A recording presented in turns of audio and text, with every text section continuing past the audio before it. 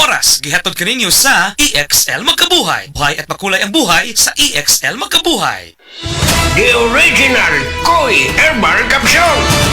Ako di ay si Malu Tundag, taga Barangay Lorega. So ang tig-inuman yun aning koy, kaya ang akong mama o ang akong bana. Kay para magud nila mas lagsik sila sa pang-adlaw-adlaw nga pambuhaton. Especially akong mama senior na rin akong bana kay trabaho siya taga-adlaw. Mas nindot ilang pamatik kung makainom sila koy. Then at the same time, ang ilahang dugo, maintain ra siya. Dili siya yung ma-high blood niya. Di po siya maka-feel nga, mara kay diabetic sila. Kung ano yun ang iyahang kanang pamatik sa koy, mas lagsik yun siya. So, di mo silingon maintenance pero supplement gid siya para sa maayong panglawas. Wala sila na namugturo sa may mga pamati na nila. The usual nga bugat ilang lawas sa tungod sa pag-adlaw-adlaw nga kuan din kanang sa katigwangon na pud sa mga senior kanang mga bukog-bukog. Mas nindot gud kung makainom sila og koy na product. Daghang salamat sa the original Koi Herbal Capsule.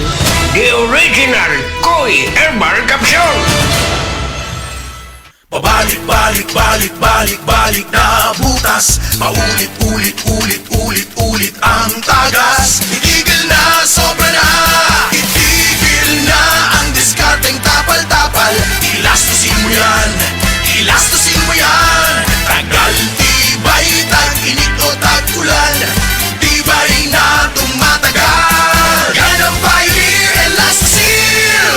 Tagal-tibay, tag-init o tag-ulan, ilastosil mo yan! Nakakaproblema sa paglibang? Mag-inom sa Super Fiber, the fast-acting colon cleansing product approved by the FDA Philippines. Garantisado nga epektibo. Sa 2 hangtod 8 ka oras, imo na mapagawas ang higko nga makahatag o basta utan ug makamatay nga sakit. Ang hugaw nga colon, ang una nga silent killer. Death begins in the colon. Mag-Super Fiber. Mas makita na itong mayong resulta kung ato ubanon sa pag-inom ang Life Extension Vitamin D3 kag Super Fiber. Para sa himsog kag maayong digestion, mag-inom kada adlaw sang Super Fiber. Mapalit sa mga butika. Nibalik na ang pinakauna nga kape nga na ay Vitamin D3. Karon, Vita D Plus Coffee Mix na ay reishi mushroom ug mangosteen fruit extract pa. Ang healthy nga kape ug humot ug lami kaayo. Vita D Plus Coffee Mix. May kape na ka, may Vitamin D3 pa ka. Mapalit sa mga butika.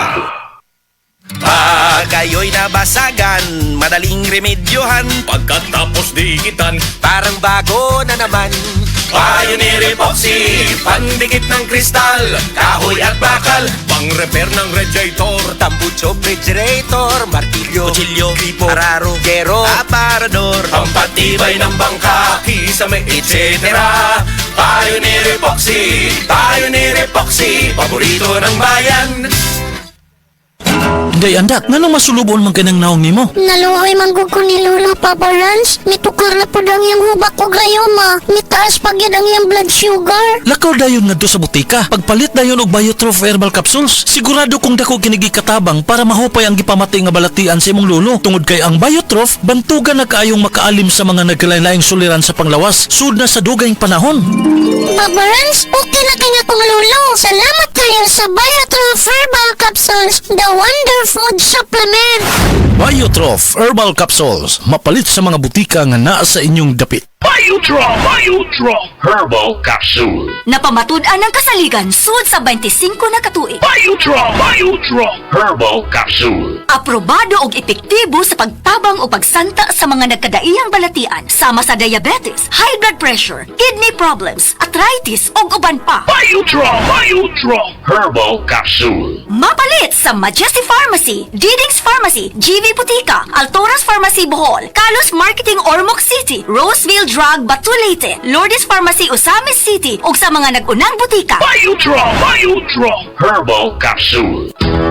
Kining nga oras, hatod ka nato sa Biotrof Herbal Capsules. The Wonder Food Supplement. Camel, sukang puti, susuan mo palamig. Camel, sukang puti, maunag yun imong mapili.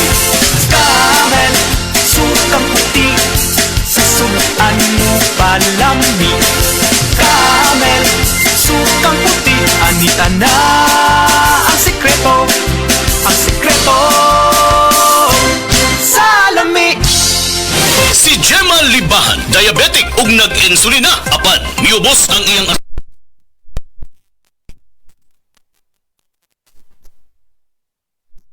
coffee sa karon kay sige na ko padayon og inom nagababa na gyud siya nibaba siya og 145 karon gani 143 na lang siya di malibahan taga Jensan mag 60 na ko karon June. Said Panyawan Coffee Mix produkto gikan sa Ayaw si Piata pagpaminaw sa balitang yutahon sa Sieti, ang inyong mga kabukiran, inyong kaugmaon, ang among focus, kaugalingong yuta para sa bukas na masagana. Dinhilang sa balitang yutahon sa Sieti, matag Sabado alas 5 sa hapon hangtod sa alas 5:30 sa hapon, makita usab sa DYHPR Limen Cebu Facebook page. Para sa uban pang updates, i-like, follow ug share ang official DAR Facebook, Instagram ug YouTube accounts nga at Dargo PH Official sa Facebook DAR 7 Central Visayas o sa official DAR website www.dar.gov.ph.com. Hatod ka ninyo sa Department of Agrarian Reform. Sa mga workaholic, epektibo ang atong Paragis Bila-Bila Herbal Coffee. Sama na lang ni Roland De La Cruz, nga taga Mati, Davao. Roland De La Cruz, sa Porok Isla, Barangay Central, Porok President. Anong ganahan man kay ka sa kape? Sa Bila-Bila Coffee, laskig ang imong lawas o mayo ang imong lihok. Basta laskig niya kondisyon, makalihok kag may sa trabaho. Kung di ka kainom, murag magluya na ka? Murag luya-luya, lahi ra gyud. Tungod kay nindot gyud ang Bila-Bila Coffee. Kini ginama sa GFMQ Marketing kay sa Paragis Bila-Bila. Dili na ka mag-agwanta pa. Ako si Radyoman Benji Tanghian, kining balita hatod kanato sa Paragis Bila-Bila Herbal Capsule na ilhan isip herbal nga kapsula nga makatabang og daghang benepisyo sa kalawasan. Mao kini ang all-in-one nga herbal. Makahatag og kaayuhan sa ato ang mga selula sa lawas, makatarong sa nindot nga flow og limpyuhan ang imuhang dugo nga modagkayday sa ato ang kasing-kasing. Alang sa kompleto nga kombinasyon, gamita lang ang Paragis Bila-Bila Plus Herbal Capsule. Paragis Bila-Bila Herbal Capsule na uban sa pagpangapi sa Paragis Bila-Bila Herbal Coffee ug ang pagpanghaplas sa Paragis Bila-Bila Liniment Oil. Gama sa GFMQ Marketing sa Paragis Bila-Bila, dili na ka mag-agwanta pa. Sa dugang kasayuran, tawag lang sa 0935-641-0261. Ang Paragis Bila-Bila mapalit sa Didings Pharmacy sa Manalili Street, Cebu City, Bestway Pharmacy sa Mandawi City, Healthway Pharmacy, JV Butika sa Cebu, Mandawi, Liloan ug Osmeña Boulevard. Mapalit usab sa JY Pharmacy sa 32 Osmeña Building, Osmeña Boulevard, Cebu City. Ako si Radyoman Benji Tanghian, DYHP Tatak RMN. That news was brought to you by ACS Manufacturing Corporation, ISO certified world-class quality. ACS Testimonies. Pagmatuod sa kaayuhan sa SED Marketing Products. Ano kung nina mo sa kuha, palit lang doon mo sa seedling naman kay maayo dyan ipanghapla sa mga arthritis, rheuma. Kay ako, nabanggaan doon kong giro sa akong tuhod. Maori doon na kaayo sa akong sakit sa tuhod. Hubag kayo akong tuhod. Maori doon na kaayo. Pidila Bernaldez, taga Madapo, Cabao City. Mag 76. Si Norvin Fuentes nag-anto sa sisayang Hoy, sis, diri sa liog. Ako jud siyang gipukusan og inom og Sed Panyawan capsule. Ni gamay jud siya dahil dili. Wala na siya kirot. Na akong gikaingon kay naa jud siya effect. Epektibo jud ang Sed Panyawan capsule. Norven Fuentes, 37. Sa Kanhulaw, Lapu-Lapu, 50. Basta bukol-bukol, ised Panyawan Plus mo na. Produkto gikan sa SED Marketing Incorporated. Pagbasa sa ikasyam na kabanata ng aklat ni Juan, pinagaling ni Jesus ang isang bulag, talata 1-41.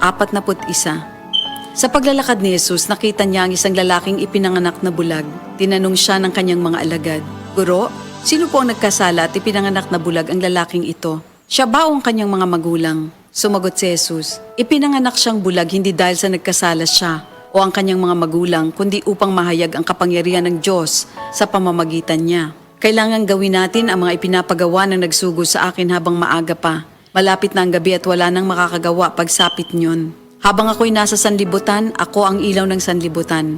Pagkasabi nito, dumura si Jesus sa lupa at gumawa ng putik. Pagkatapos ipinahid niya ito sa mata ng bulag. Sinabi ni Jesus sa bulag, "Pumunta ka sa deposito ng tubig sa silo at maghilamos ka roon." Ang kahulugan ng salitang silo ay sinugo. Ganon nga ang ginawa ng bulag at nang magbalik siya ay nakakakita na. Nagsalita mga kapitbahay niya at ang mga nakakita sa kanya nung siya'y namamalimos pa. "Hindi ba yan ang pulubing bulag?" Sumagot ang ilan. "Yan nga," sabi naman ng iba. "Hindi, kamukha lang." Kaya't nagsalita pa ang dating bulag. Ako nga po yun.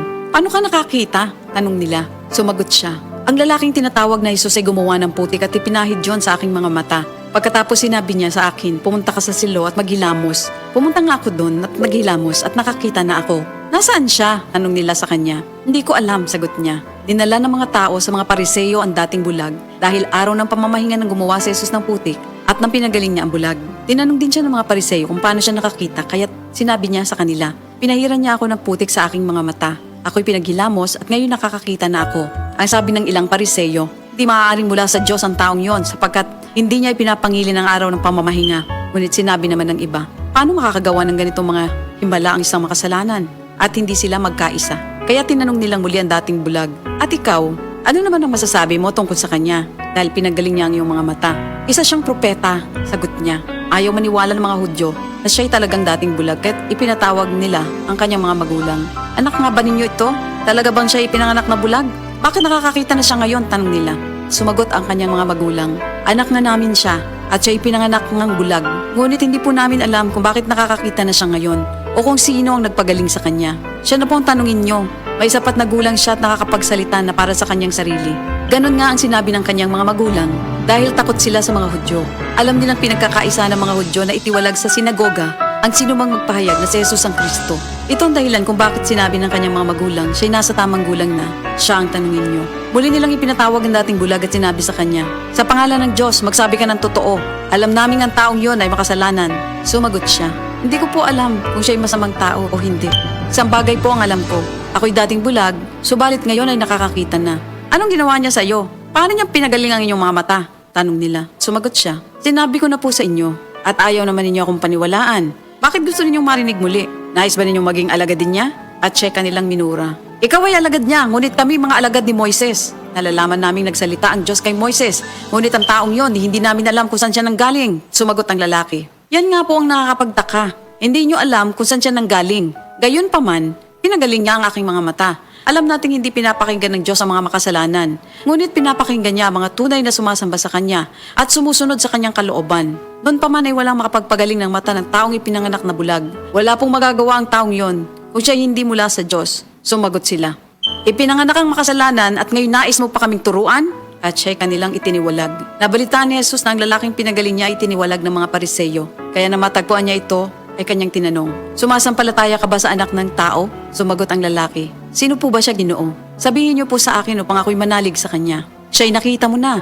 Siya ang kausap mo ngayon, wika ni Jesus. Sumasampalataya po ako, Panginoon, ang sabi ng lalaki. At sinamba niya si Jesus. Sinabi pa ni Jesus, naparito ako sa mundong ito upang humatol at nang sa gayoy makakita mga bulag at mabulag naman ang mga nakakakita. Narinig ito ng ilang Pariseo naroon at sila'y kanilang tinanong, ibig mo bang sabihin mga bulag kami? Sumagot si Jesus, kung kayo nga'y bulag, wala sana kayong kasalanan. Ngunit dahil sinasabi niyong nakakakita kayo, ang kasalanan ay nananatili sa inyo. Ito ang salita ng Diyos. Hi, I'm Dr. Michael Smith, a medical doctor and senior health scientist of Life Extension Foundation USA. I recommend Life Extension Vitamin D3 for everybody. This is the most practical and wise way to protect our health from diseases like cancer, heart disease, diabetes, and a lot of other health conditions. Kalami magkape, pero dapat good ang kape nimo healthy. Parehasan ning Vita D Plus Coffee Mix. Nibalik na ang imong paborito nga pinakauna nga kape nga na ay vitamin D3, reishi mushroom ug mangosteen fruit extract. Aromatic na ug lami pa. Pwede jud siya sa mga naay diabetes. Vita D Plus Coffee Mix. May kape na ka, na ay vitamin D3 pa ka.